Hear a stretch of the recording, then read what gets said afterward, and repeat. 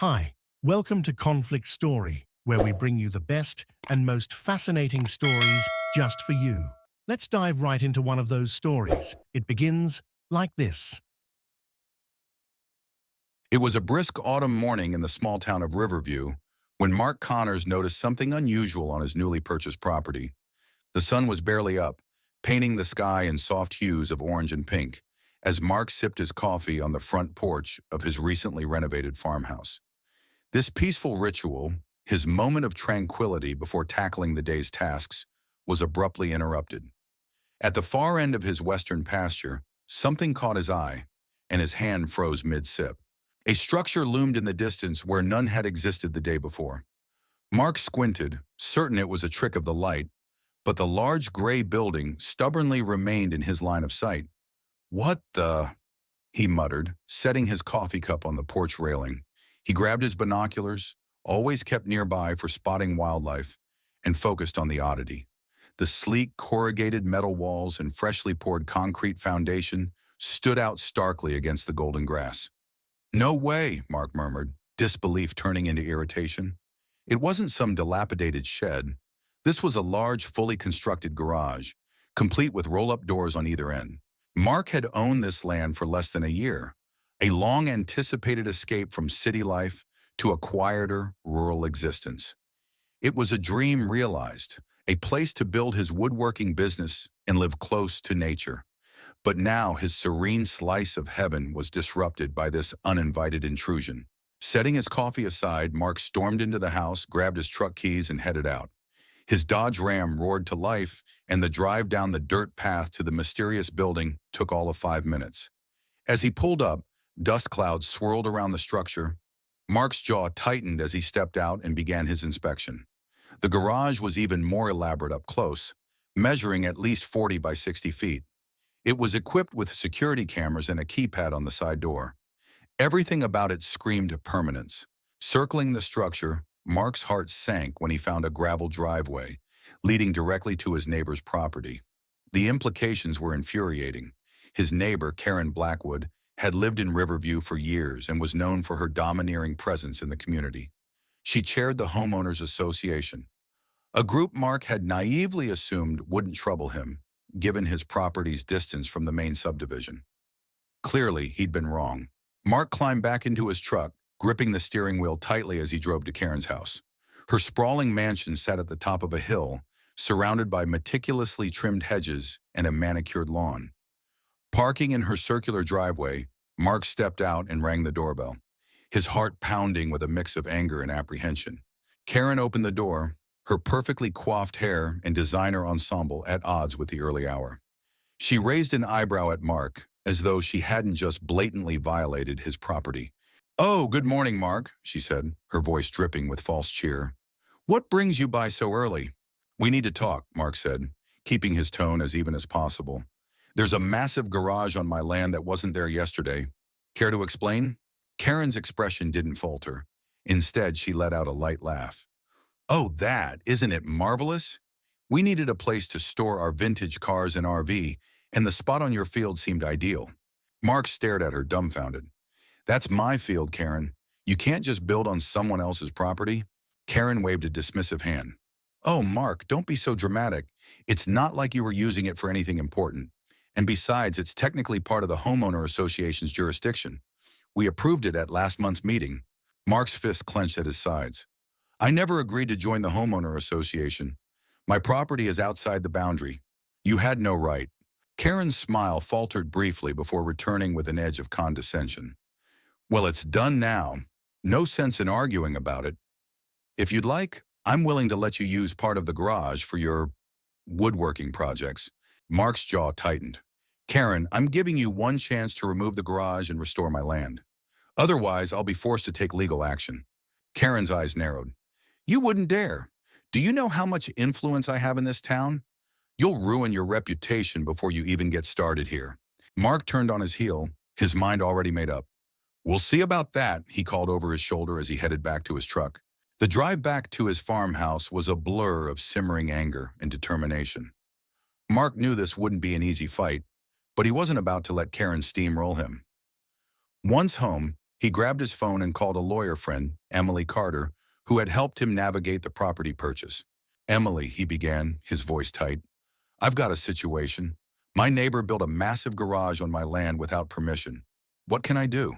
Emily's response was immediate. "Are you serious? That's a blatant violation of property rights. Send me the details and we'll start drafting a cease and desist letter.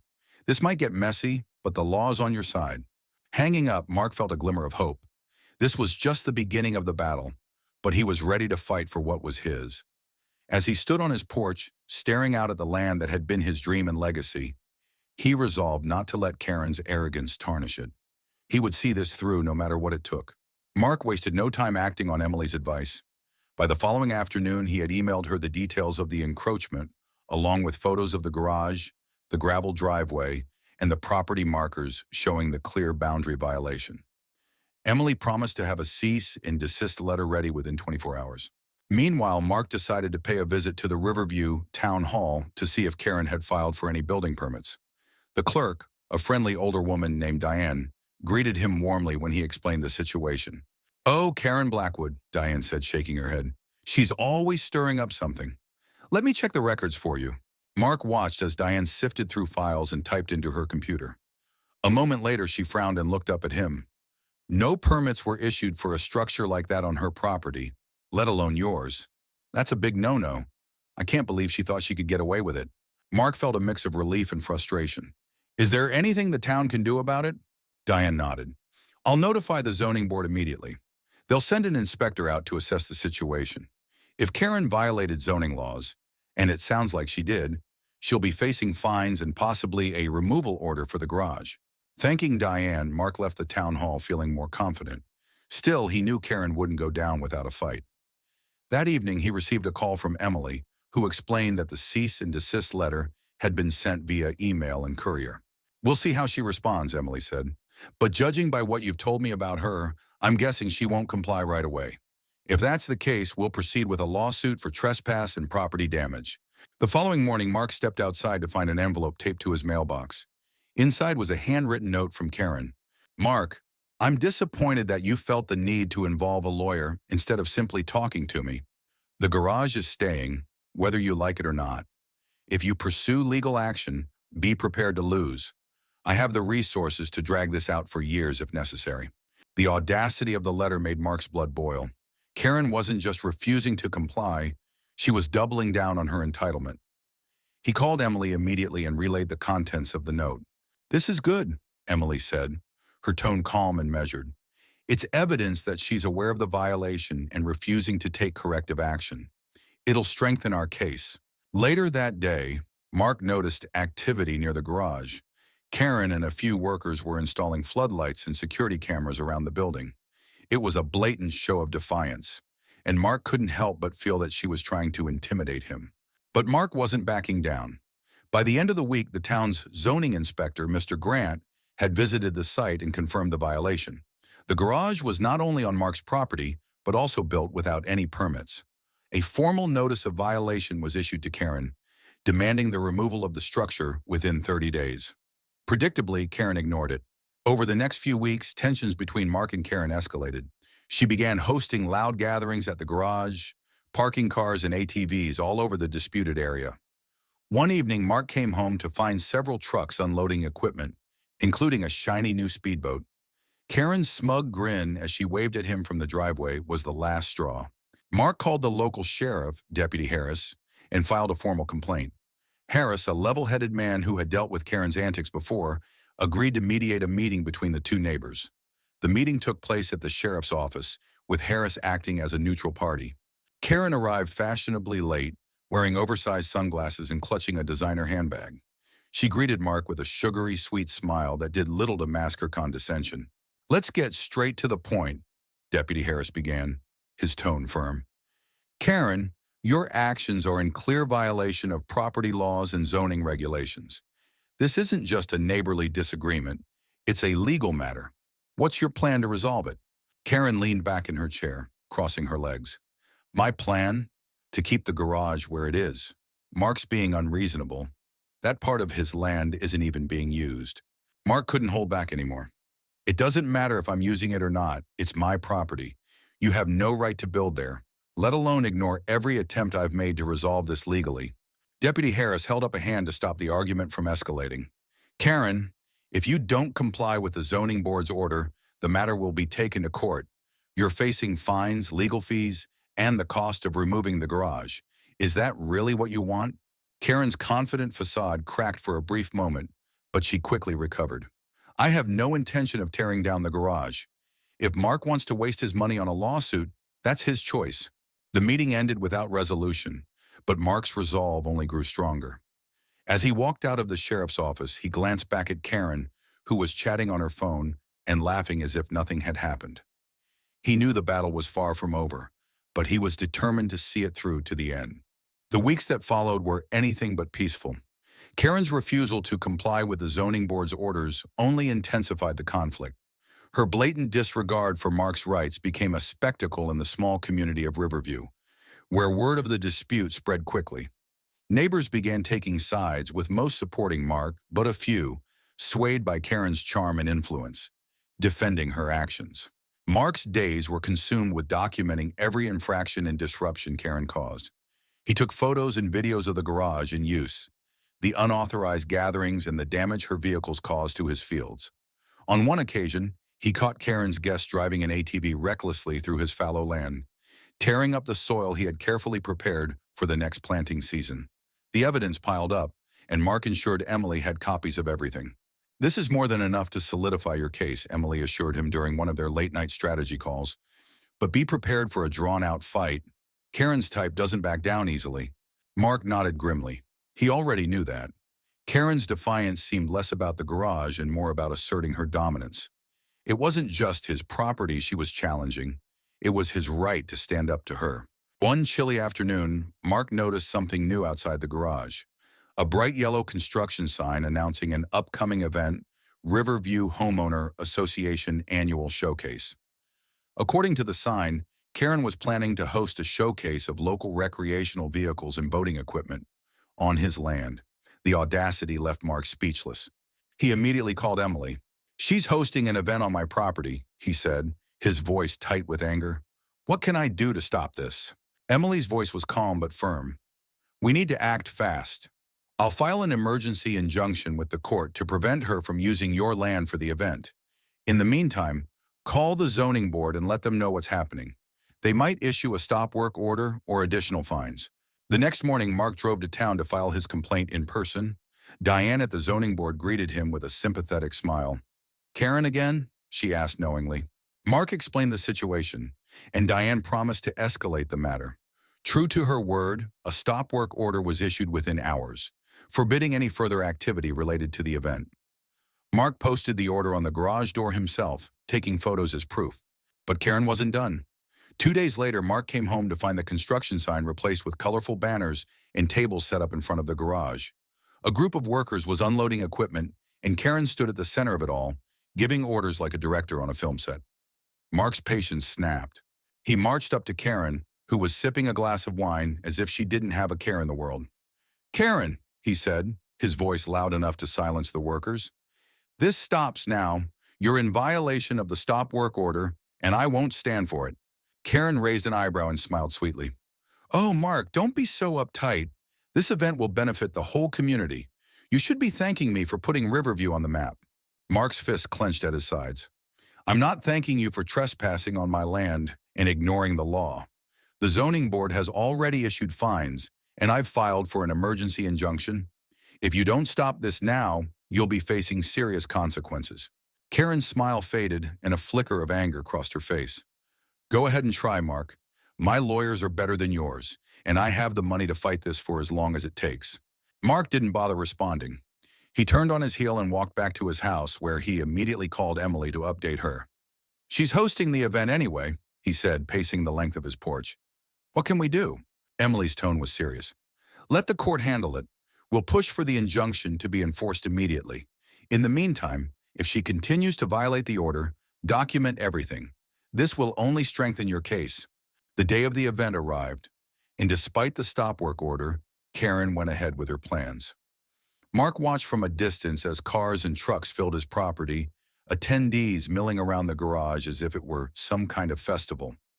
He took dozens of photos and videos, capturing every detail to present in court. Midway through the event, Deputy Harris arrived with 2 patrol cars. Mark had called the sheriff's office earlier in the day, and now they were here to enforce the law. Harris approached Karen, who greeted him with feigned surprise. "Deputy Harris," she said with a smile, "what brings you here? Are you enjoying the showcase?" Harris's expression was stony. "Karen, you're in violation of a stop work order and trespassing on private property. This event needs to end immediately." Karen's face turned red. "This is a public event. You can't shut it down just because Mark is being difficult." Harris gestured to the stop work notice posted on the garage. "The law is clear.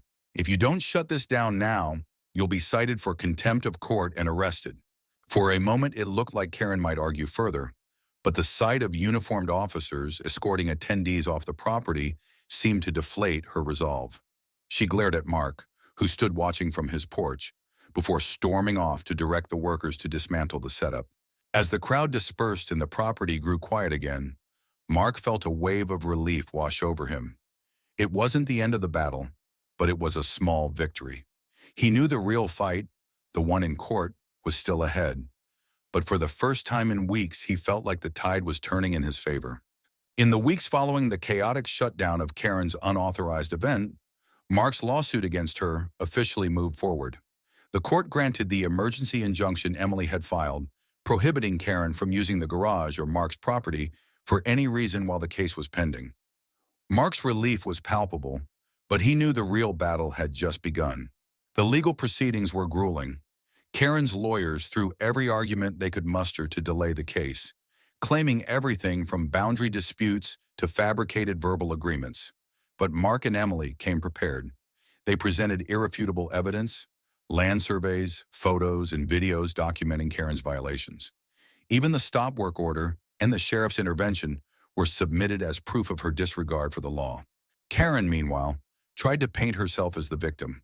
During her testimony, she claimed she had misunderstood the property lines and accused Mark of being hostile and unwilling to compromise. Her theatrics might have swayed some, but the judge, a no-nonsense woman with decades of experience, wasn't buying it.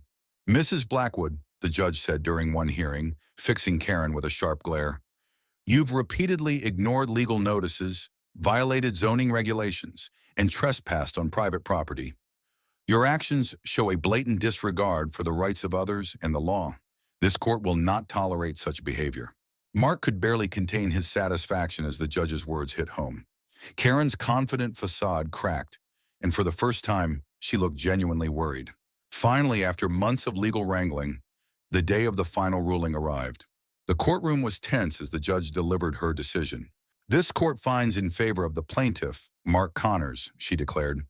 "The defendant, Karen Blackwood, is ordered to remove the garage structure from the plaintiff's property within 30 days. Additionally, she will be responsible for restoring the land to its original condition and paying all court costs and damages incurred by Mr. Connors. Failure to comply will result in further legal penalties, including potential contempt of court charges." The gavel struck, and it was over. Mark's victory was bittersweet. The emotional and financial toll of the battle had been immense, but justice had prevailed. Karen, visibly shaken, left the courtroom without a word. In the weeks that followed, a demolition crew arrived to dismantle the garage. Mark watched as the structure was torn down piece by piece, a symbol of his perseverance in the restoration of his property rights. Karen's absence during the demolition was notable. It seemed she had finally retreated to avoid further embarrassment. True to the court's order, Karen also paid for the restoration of the land. The concrete slab was broken apart and hauled away, and fresh soil was brought in to replace what had been damaged. For the first time in months, Mark's field looked like it belonged to him again. Neighbors who had supported Mark throughout the ordeal stopped by to congratulate him. Diane from the zoning board even dropped off a pie as a gesture of goodwill. "You did the right thing standing up to her," she said. "This town needs more people like you." As spring turned to summer, Mark began planting crops on the reclaimed land. The sight of green shoots sprouting where the garage once stood filled him with a deep sense of satisfaction. The fight had been long and exhausting, but it had been worth it to protect his dream and his legacy. Karen, for her part, kept a low profile. Rumors circulated that she was planning to sell her property and leave Riverview, Though Mark didn't bother to confirm them, he was simply glad to have his peace restored. One evening, as Mark sat on his porch watching the sunset over his fields, Emily called to check in. "How does it feel to finally have your land back?" she asked. Mark smiled, his voice steady. "It feels like justice, and it feels like home again." The experience had taught Mark a valuable lesson about standing up for himself, no matter how powerful the opposition seemed. His land, his work, and his principles were worth fighting for. As he sipped his coffee, savoring the serenity of his farm, he felt a renewed sense of purpose. The battle was over, and his future was secure. Are you hungry for more slices of stories? Don't forget to subscribe and hit the bell to never miss out on any videos. See you tomorrow.